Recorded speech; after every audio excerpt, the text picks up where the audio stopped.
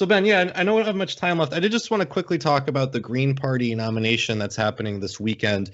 I saw in passing on Twitter that you referred to Howie Hawkins, who is pretty much expected to be coronated unless something goes awry.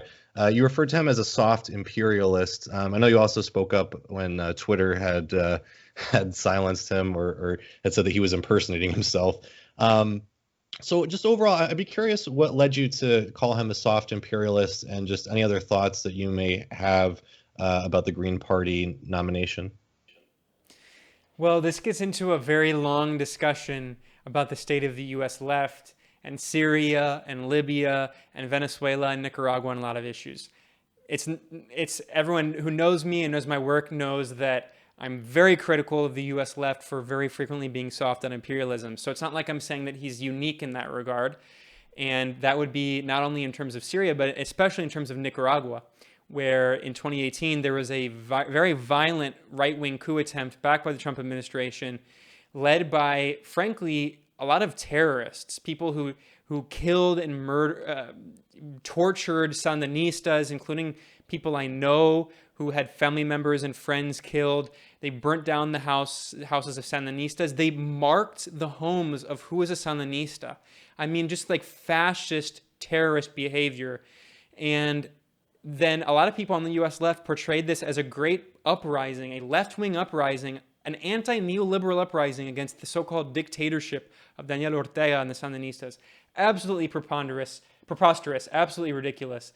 Syria, I mean, whatever, I'm not going to get into all of that. That's a long discussion that we can have another time. So, unfortunately, look, Howie Hawkins has, on some issues, a really great history. He's really good at anti-racism, which is a very important issue that a lot of people on the left, including the kind of Trotskyite social democratic left, are often very bad at. So in that sense, he actually deserves credit because he really understands how important it is, how the struggle against white supremacy in the context of U.S. history specifically. So he also has a really good labor history. But look, Howie Hawkins really dropped the ball in the past several years on a lot of these issues. On Syria, he posted a lot of really horrible stuff. And again, we don't have time getting into it, but portraying what I would argue was an imperialist proxy war to defeat a sovereign global south formerly colonized nation and restore a puppet regime by destroying the state and either installing an Islamist regime that would be a puppet of Gulf dictatorships or would frankly be a failed state, Afghanistan style, ruled by ISIS or Al-Qaeda, which was also came close to actually happening. People portraying that as a progressive revolution when the CIA, Israel, Saudi Arabia, Qatar, and Turkey were the main forces waging war on this country, this independent sovereign nation in the global south, with a nationalist government that refuses to recognize Israel, one of the only countries in the region that's not a theocratic dictatorship, which is a secular state, and which refuses to normalize relations with Israel. Anyway, so there's the issue of Syria, which, frankly, I think is a very key issue, which we'll get to in a second. And then there's the issue of Russiagate.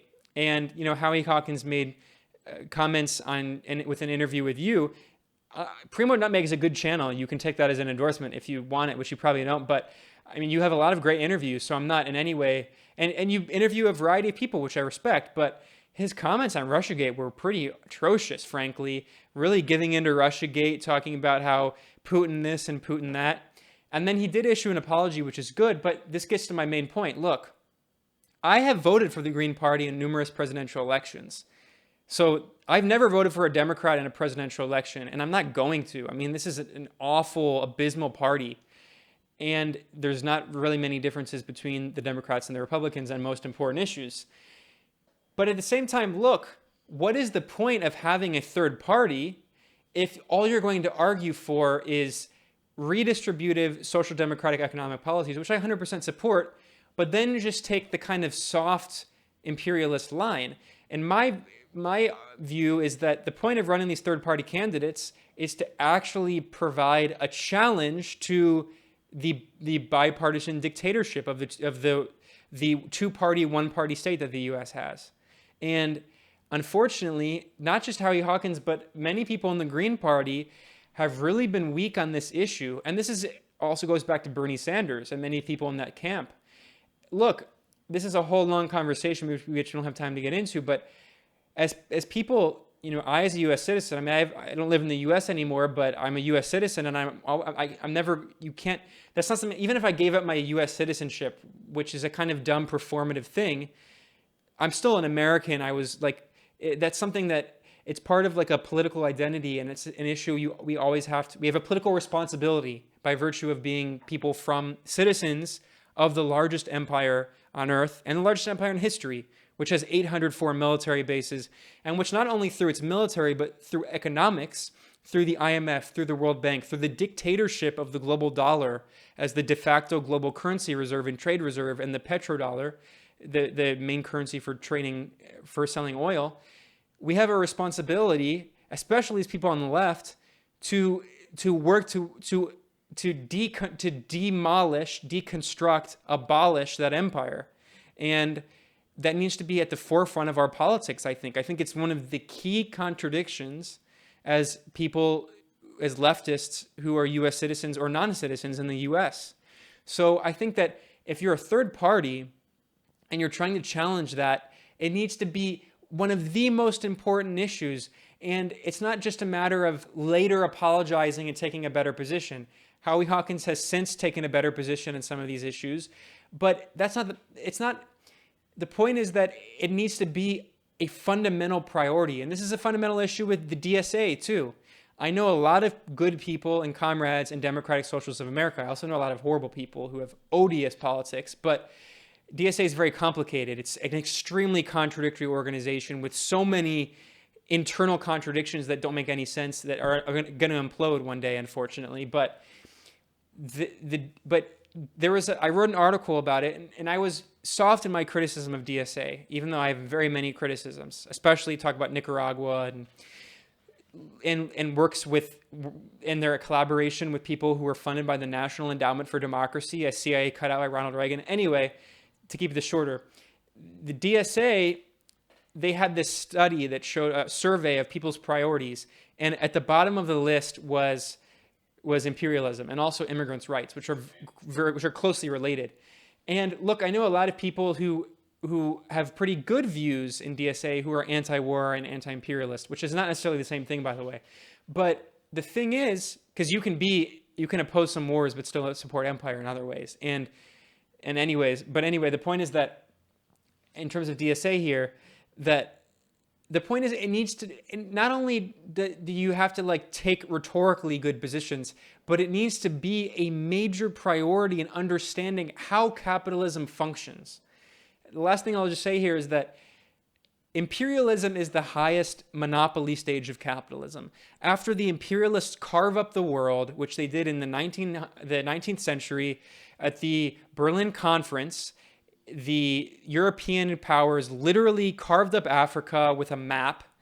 And after the entire world was carved up, then it becomes a matter of inter-imperialist competition.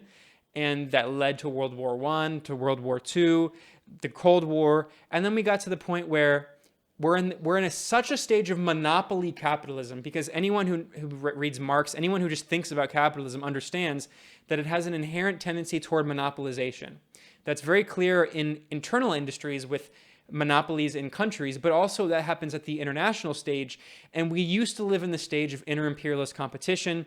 Lenin, which he famously wrote about in Imperialist, the highest stage of capitalism. World War I was interpreted as an inter-imperialist war for the control of empire, and specifically Africa.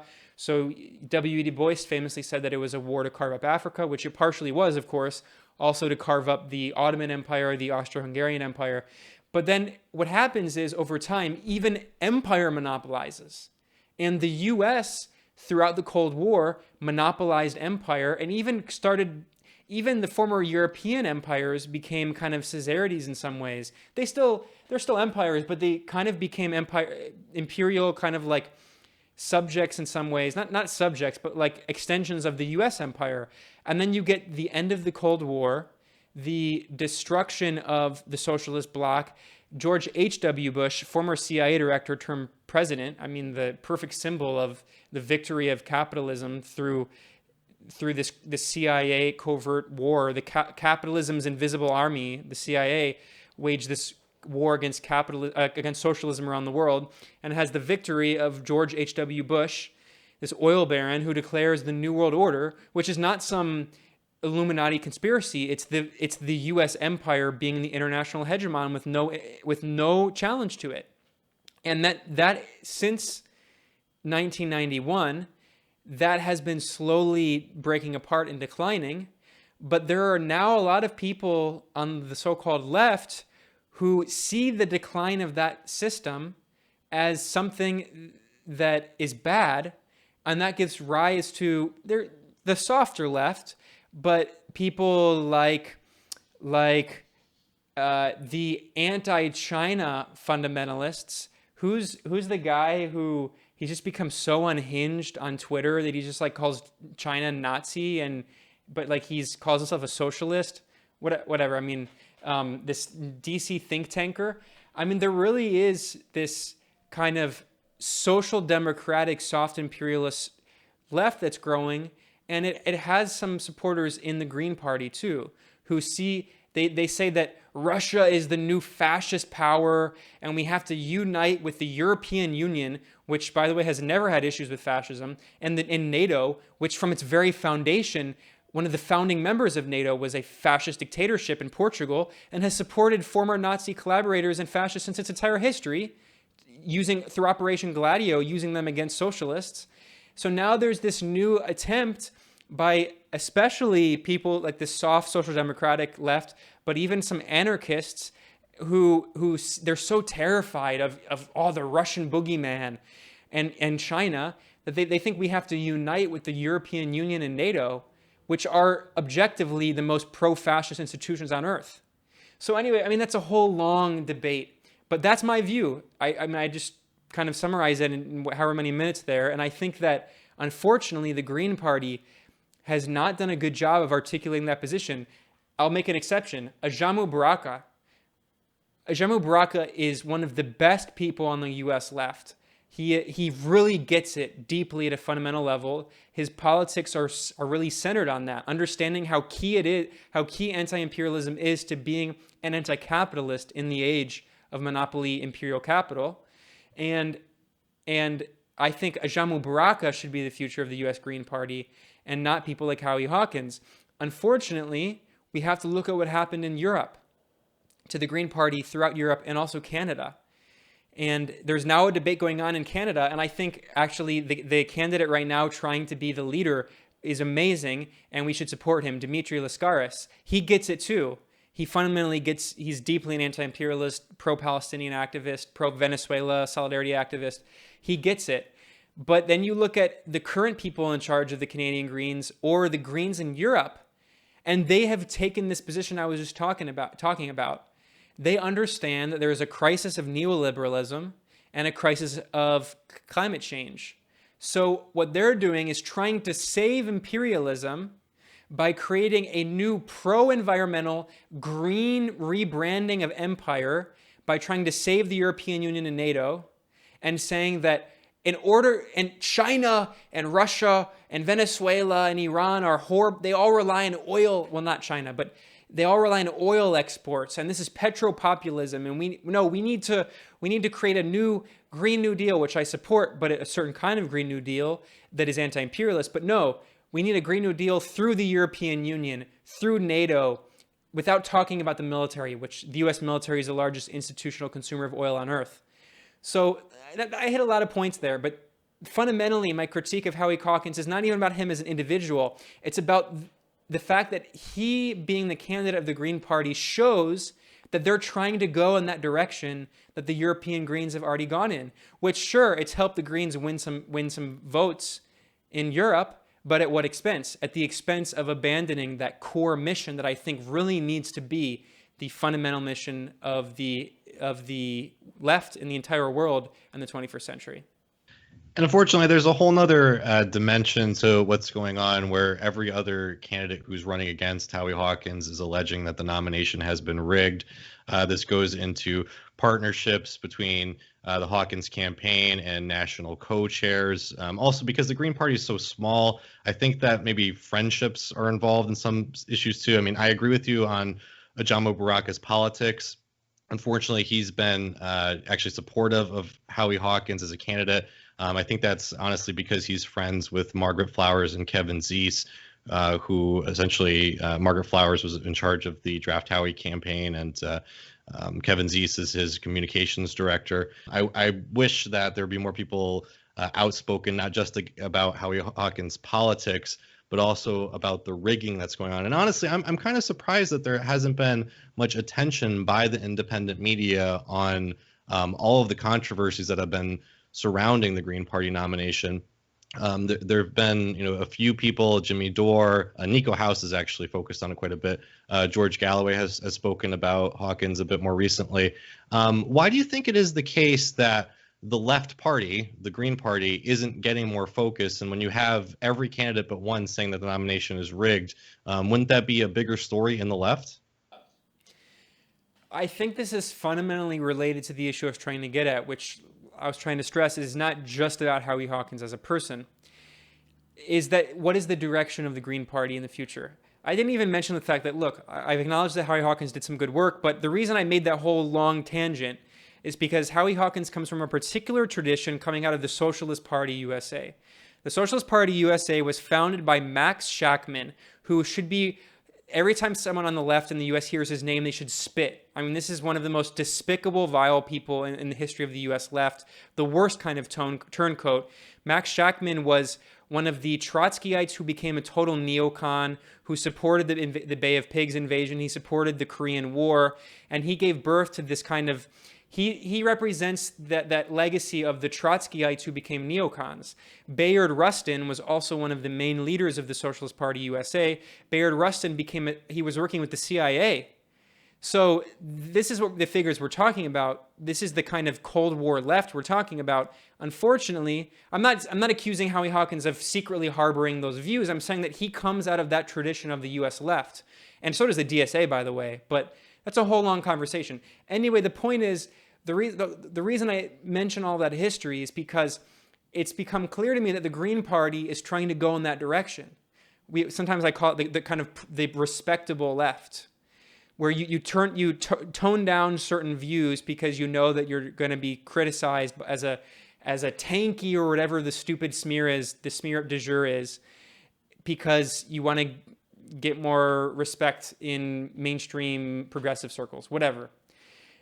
That is, I think, related. That fight over the direction of the future of the Green Party is, I think, related to what you were just talking about. And I have to say that by saying that I have nothing but love for Kevin Zeese and Margaret Flowers and many of these other comrades. And in the case of those two, I mean, I respect them so much because they were involved in defending the Venezuelan embassy. So, look, I'm not involved in the internal Green Party dynamics, so I understand that there are people like them and others who have spent years organizing in the Green Party, and I respect their work, and I wish them nothing but success. All I'm saying is that I, as an individual who have never had an institutional relation with the Green Party, even though I have voted for them in the past, I think that I'm kind of disappointed in the direction I've seen them going in.